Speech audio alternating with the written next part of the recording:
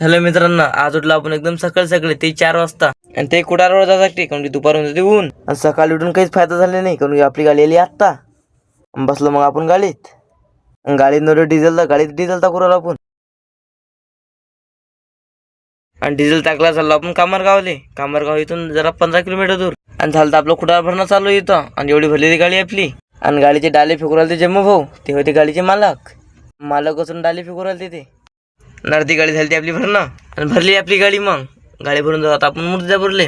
जेवढं कुटार होतं ते पुरं बसून टाकला, तरी हाईट आपली कमी झाली जरा. निघालो मग आपण वावरातून. आणि फॅक्टरीत पोहोचल्यावर चालू आपल्या गाडीचा काटा झाला. आपण चालू गोडाऊन मध्ये खाली करासाठी. आणि हे करण्याचा गोडाऊन. आणि तिथे चालू होती आपली गाडी लावणं. आणि खाली गेल्यावर चाललो आपण घराच्या इकडे. आणि उतरलो आपण वावरातून गेलो तर घर जवळ पडते. आणि घरी यायला रांगोळी करून केली. काढवायला आपण घराच्या बाहेर गाडी आपली काढल्यावर आपण जाऊ आता पैसे आणण्यासाठी. आणि इथं आलो आपण पैसे आणाले. इथं आहे आपली पिकअप. आणि हा पंकज भाऊ आणि हा विशाल इथं पैशासाठीच उभे होते.